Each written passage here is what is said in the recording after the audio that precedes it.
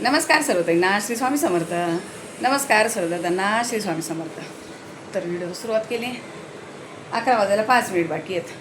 काम तर कधीचे चालले. आज 6:45ला उठले, तसे काम चालूच आहे. दीदी लवकर गेली सकाळी बाहेर, तिचं काही काम होतं, ती लवकर गेली बाहेर. मग ती नाही, त्यामुळं माझ्यावर एकटीवच कामं होते. आज मी दिवे घासायला काढले, पंत्या लावले बघा.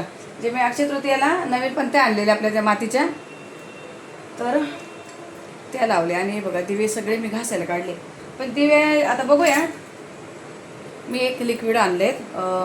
जेव्हा त्याशी मला ते मैत्रिणीकडे जायचं होतं कोकणामध्ये, तेव्हा तिला पण नेलेत मी, पण तुम्हाला दाखवायचंच विसरले. त्यांना मी 3 नेलेत हे बॉटल, आणि मी मला एक आणली, तेव्हा दाखवायला विसरले. गुरुकृपामधून आणले लालबागला गेलेली. तर धारा ॲसिड आहे ते बघा. हे धारा ॲसिड नाही आहे, काहीतरी वेगळंच नाव. ते काय पूर्ण दिसत आहे बघा, नावच दिसत नाही क्लिअर.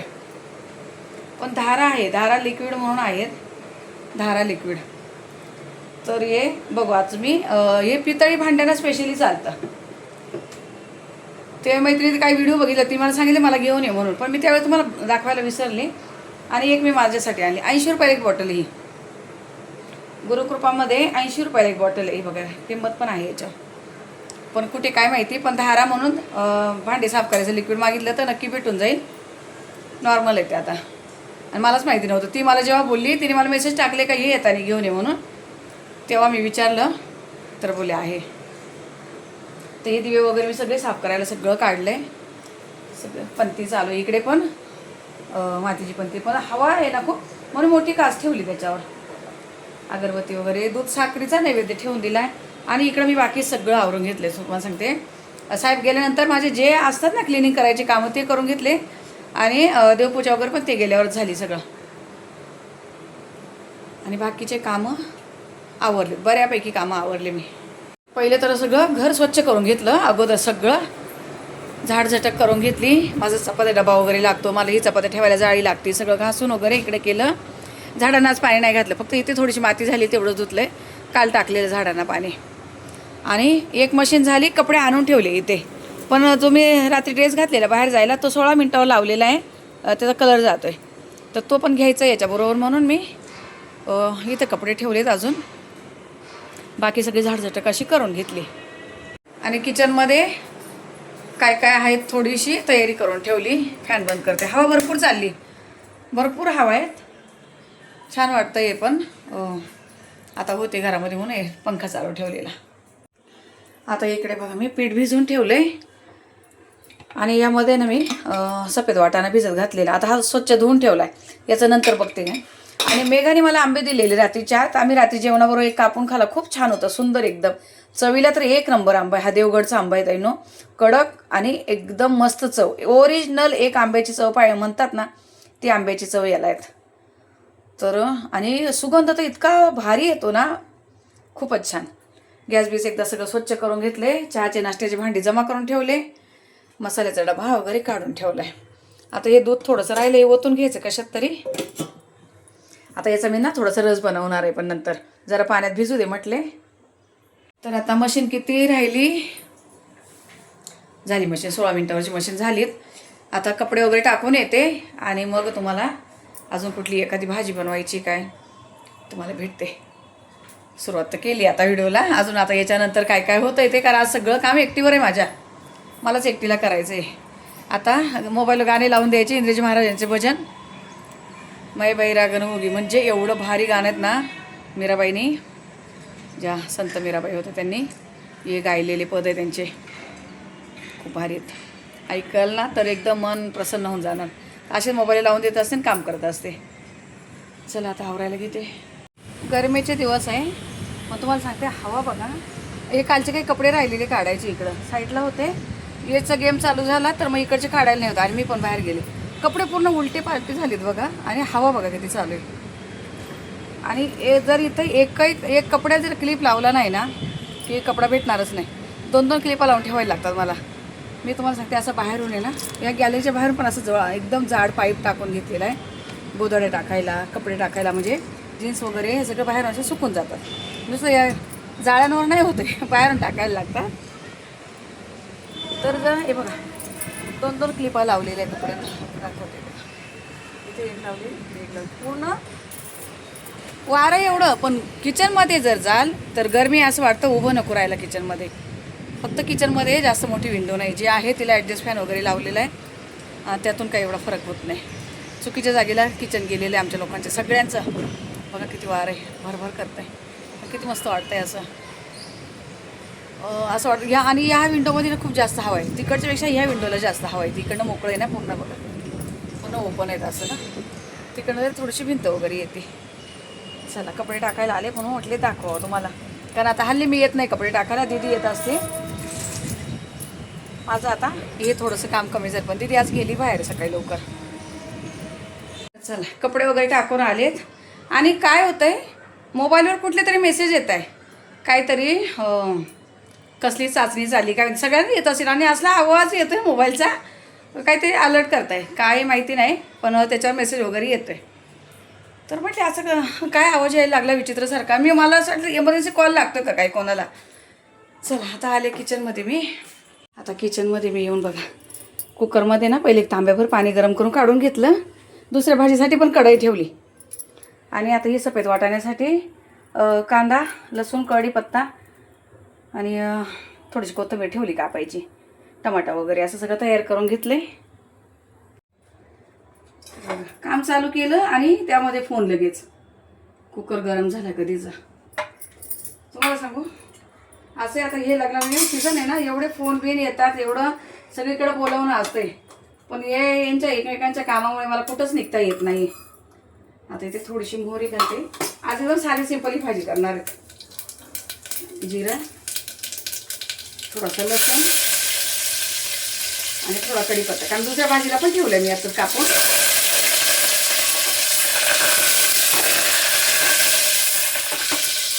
जे भाजी बनवायची ती एक खात नाही, आणि ही मला जास्त आवडत नाही. ते दीदीला आणि मला ना कडधान्य जास्त आवडत नाही.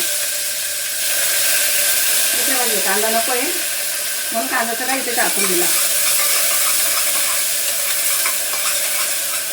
आता यासोबतच अर्धा टमाटे, हे 2 टमाटे कापून ठेवले, चॉपरला बारीक केले, यातला अर्धा भाग इथे टाकून देते. इकडे बारीक गॅस चालू करून दिलाय मी, म्हणजे पटकन कढई पण गरम होईल आणि माझं काम पण उरते. तिथे 1 चमचाभर मीठ घालते भाजीच्या अंदाजाने.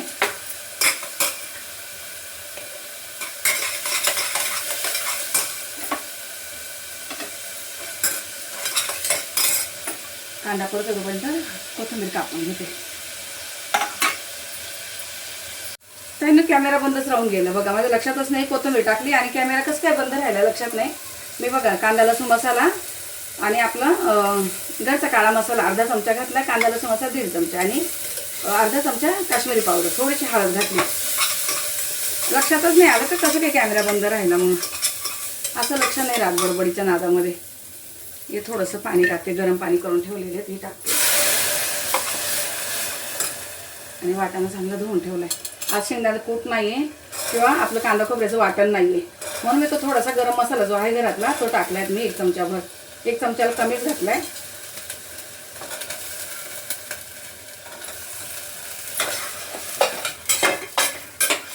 मीठ घातलेलं आहे. एकदम साधी सोपी वाटाण्याची भाजी करणार आहे, एकदम अशी लपथप होणार शिजून. 1 तांब्याला कमी कमी पाणी घातलं की भातावर घेईल अशी लपथप होणार व्यवस्थित. शेंगदाणा कुटी इथं नाही घालणार आहे आज याला मी, दुसऱ्या भाजीला शेंगदाण्याचा वापर होणार आहे.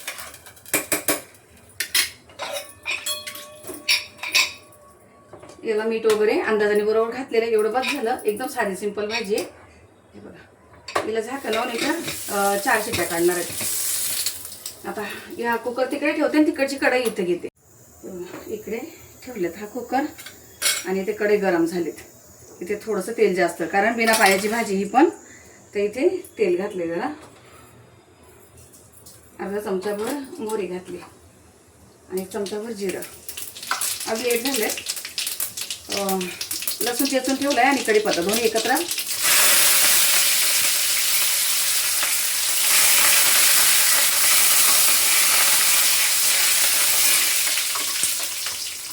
आणि टमाटर. या भाजीला कांदा नको आहे.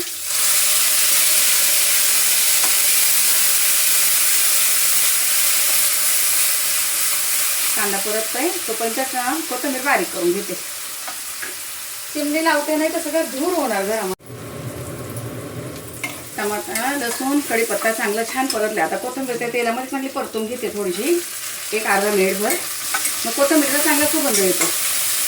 या कोथिंबीर असा चांगला वास नाहीच नाही तरी, असं जे गावठी कोथिंबीर असतो ना तर नाहीच आहे तुम्ही, पण मग थोडीशी तेलात परतून घेते जरा. आणि इथे एकदम थोडीशी हळद आणि एक चमच, छोटा चमचाभर काश्मीरी पावडर. कांदा लसूण मसाला 2 चमचे भरून, 2 चमचे भरून कांदा लसूण मसाला. आणि फरसबी मी अशी धुवून ठेवली, हाताने तोडलेली, कापली नाही बघा, हाताने तोडलीत अशी, कापून नाही घेत मी, तोडून घेते. आता यामध्ये सगळं असं टाकून परतून घेते.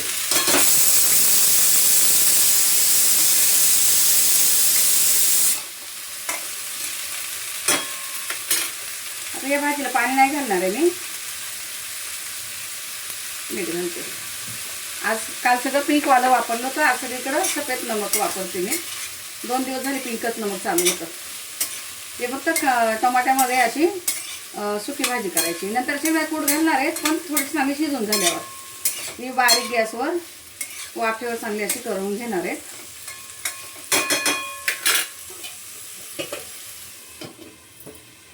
गॅस बारीक. आणि इकडं 1 शिट्टी झाली, अजून 3 शिट्ट्या करून घेणार आहेत मी. आता इथं एका गॅसवर कढई, मधल्या गॅसवर कुकर ठेवला आहे भाजीचा, आणि इकडच्या गॅसवर थोडासा भात लावते. कारण हा मोठा कुकर आहे ना, मध्ये नाही बसत आहे, तर त्याला साईडला ठेवलंय. आता फक्त राहिले लास्टला आमरस बनवायचे आणि चपात्या करायच्यात.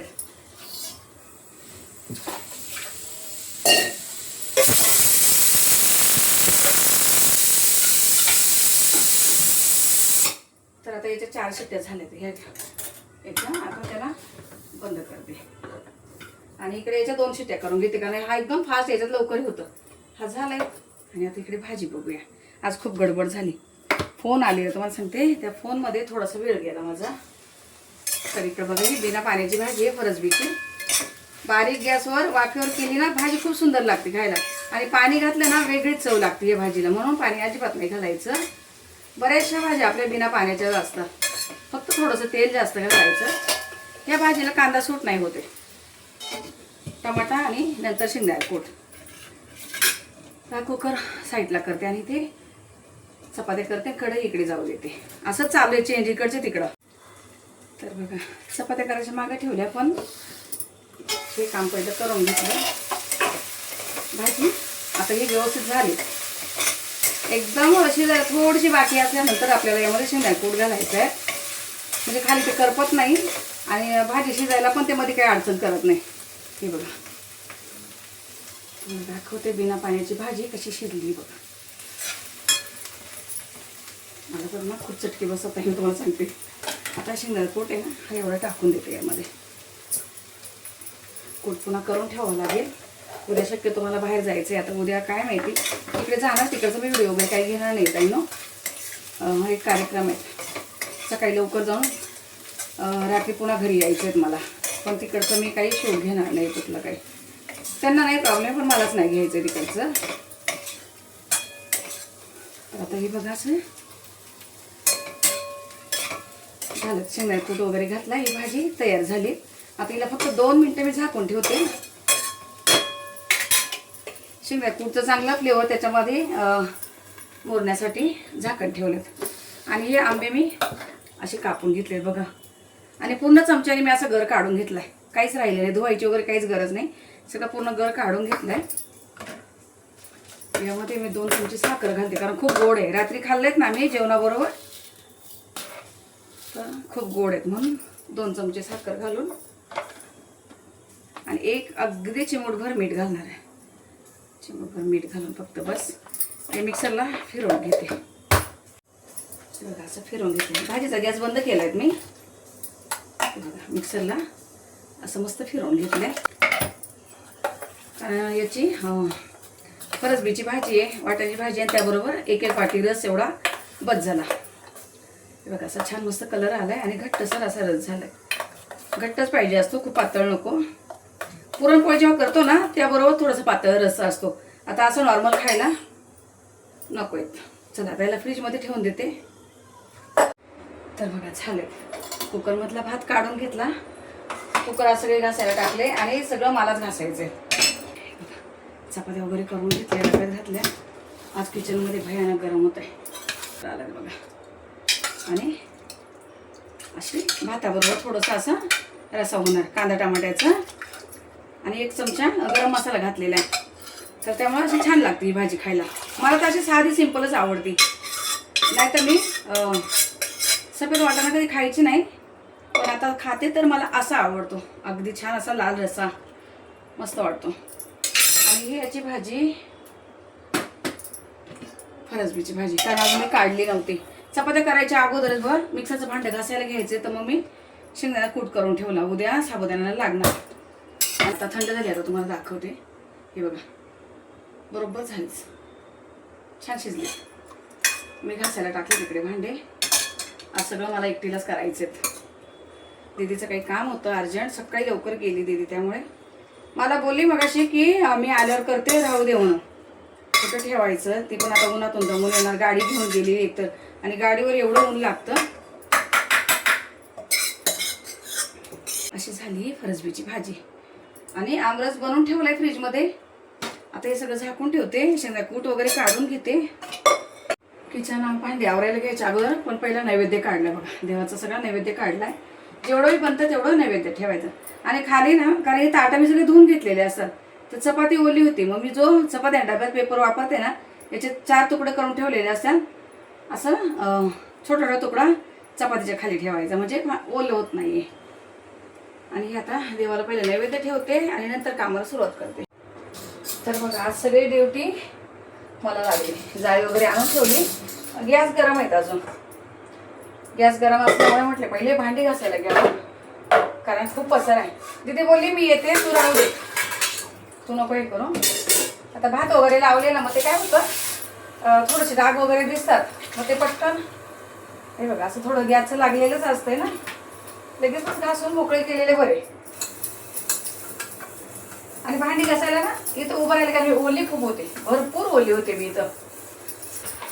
भांडी आवरून घेते कारण खूप पसारा आहे, खूप आहे पसारा.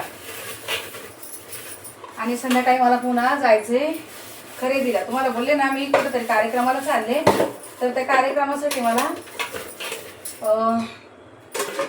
खरेदी पण करायची आहे. तर ती खरेदी आता संध्याकाळी दीदीलाच घेऊन जावं लागेल. काल घरी होते तर काल माझ्या लक्षात नाही आलं, तर ती पण खरेदी सांगतेच करून घ्यावं म्हटलं. आहे अजून उद्याचा दिवस. कॅमेरा बंद करते, फटाफट आवरून घेते. आता इंद्रिय महाराजांची 13 दिवसाची, आज 13वा दिवस आहे नाशिकमध्ये. उद्या आणि परवा तिकडे येते आणि मग 5 तारखेपासून उल्हासनगरला आहे. आता काम करता करता यांची कथा लावली ना बघा. 13वा दिवस आहे आजचा. तर ही कथा ऐकत ऐकत काम करायचं. जसं जसं वेळ मिळेल तेवढी तेवढी ऐकायची, पुन्हा मग स्टॉप करायची, पुन्हा काही संध्याकाळी ऐकायची. तर असं काम करताना ही कथा ऐकायची. तुम्ही पण ऐकत आहे ना, नक्की बघा किती मन प्रसन्न होत आहे.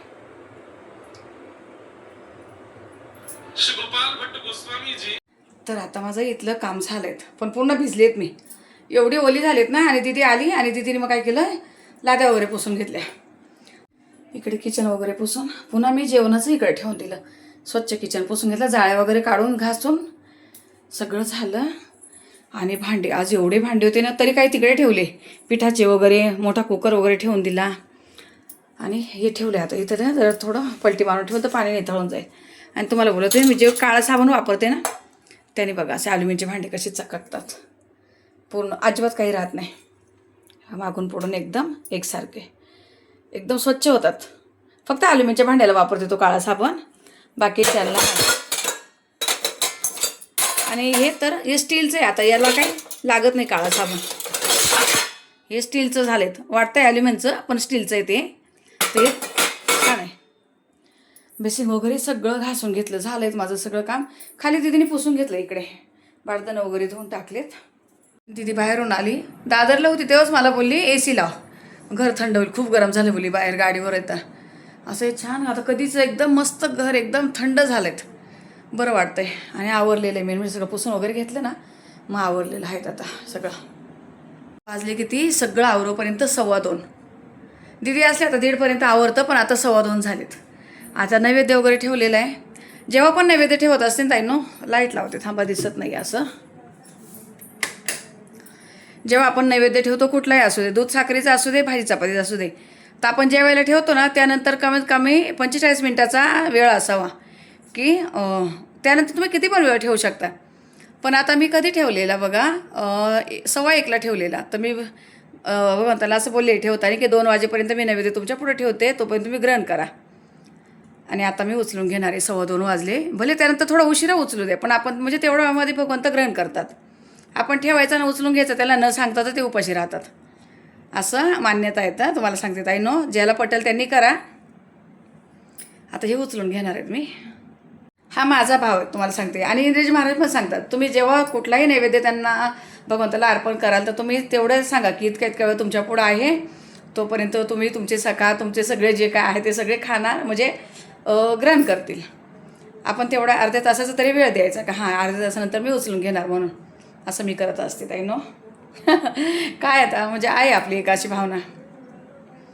चला आता मला ना चेंज करायला, मी खूप भिजलेत. चेंज वगैरे करून नंतर नैवेद्य उचलून घेणार ना दीदीन, मी जेवणार मग आता. चला आता या व्हिडिओला इथेच थांबवते. भेटू आपण पुढच्या व्हिडिओमध्ये. तोपर्यंत तुम्ही सर्व ताईंना श्री स्वामी समर्थ.